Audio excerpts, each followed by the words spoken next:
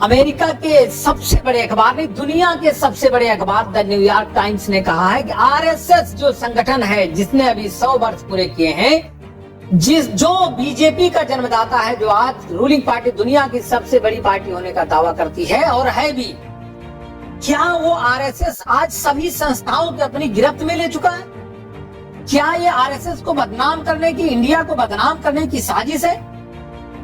बिल्कुल नहीं। आरएसएस धीरे धीरे सभी संस्थाओं को, चाहे वो विश्वविद्यालय हो, संवैधानिक संस्थाएं हो, कल्चरल जितने भी संगठन हो, सबको धीरे धीरे कब्जा करते हुए आज भारत पर पूरी तरह से प्रभुत्व जमा चुका है।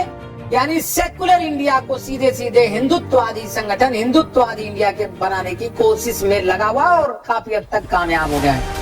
इस बात को न्यूयॉर्क टाइम्स ने कहा और उसने बताया कि कहां कहां कैसे कैसे ये संगठन किन किन संस्थाओं में प्रवेश कर चुका है और कैसे भारत को सेकुलर से केवल हिंदू राज बनाने की कोशिश कर रहा है।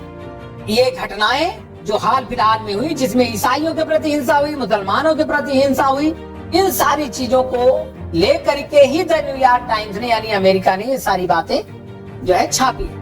क्योंकि अभी ईसाइयों के ऊपर हमले हुए तो निश्चित तौर पर यहाँ पर जो प्रतिक्रिया हुई उसको भी अमेरिका देख रहा है। पूरी दुनिया के जो यूरोपियन कंट्री, ऑस्ट्रेलिया, जितने भी क्रिश्चियन कंट्रीज हैं जो ईसाई धर्म को मानते हैं, उन्होंने इसको देखा है।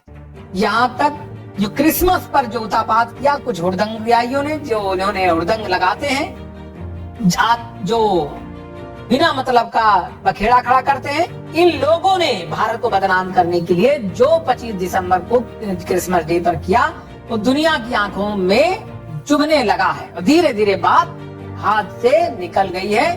पूरी दुनिया में भारत की बदनामी इन्हीं हुड़दंगाइयों की वजह से हो रही। भारत शुरू से ही धर्मनिरपेक्ष रहा है। आज भी भारत के संविधान में धर्मनिरपेक्षता इसका मौलिक ढांचा है, मौलिक ढांचे के रूप में है, इसको कोई बदल भी नहीं सकता है। लेकिन इन्हीं संगठनों के कारण आज अमेरिका सहित सभी यूरोपीय देश निश्चित तौर पर भारत के विरुद्ध होते जा रहे हैं। और इन हुड़दंगियों को ये तक नहीं पता है कि भारत बहुत बड़ी संख्या में, लाखों करोड़ों की संख्या में भारतीय इन देशों में, इन यूरोपियन कंट्रीज में, अमेरिका में, लैटिन अमेरिका में, ऑस्ट्रेलिया में, तमाम क्रिश्चियनिटी को मानने वाले देशों में भारत के तमाम लोग, करोड़ों लोग जीविका कमा रहे हैं। भारत को रिमिटेंस यानी धन प्रेषित कर रहे हैं, जिससे भारत की भी इकोनॉमी मजबूत होती है, हमारा बैलेंस ऑफ पेमेंट मजबूत होता है, हर चीज मजबूत होता है, भारत की अर्थव्यवस्था को बल मिलता है। भारत ग्लोबलाइजेशन के इस दौर में अपने आप को इंटीग्रेट करने में सफल हुआ। भारतीय सभ्यता एवं संस्कृति पूरे विश्व में फैल रही है। इस बात की कोई परवाह इन लोगों को नहीं है। ये भी परवाह नहीं है कि हमारे भारतीय लोग, हमारे देशवासी किसी हिंसा का शिकार होंगे, करोड़ों लोग बाहर हुए, उनकी सुरक्षा की जिम्मेदारी कौन लेगा। इस तरह से इस हुड़दंग को तत्काल रोका जाना चाहिए। न्यूयॉर्क टाइम्स ने जो अभी लिखा है वो काफी हद तक सही है और जिसको रोकने के लिए तत्काल प्रयास करने चाहिए।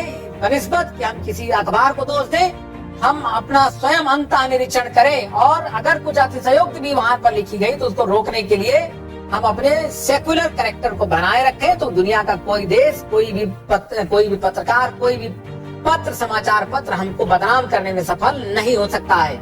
इस तरह से भारत को बदनाम करने के लिए जो लोग भी जिम्मेदार हैं उनके ऊपर तत्काल कार्रवाई करते हुए, और हमें कार्रवाई करनी चाहिए। जहां तक आरएसएस का सवाल है, निश्चित तौर पर वो सभी संस्थाओं में प्रवेश कर चुका है। निश्चित तौर पर सामाजिक और तमाम सहायता समूहों के माध्यम से भी वो कार्य करता है, कई अच्छे कार्य भी करता है, लेकिन हिंदुत्व यानी हिंदू राष्ट्र बनाने की जो उनकी मंशा है, इसमें भी कोई संदेह नहीं होना चाहिए।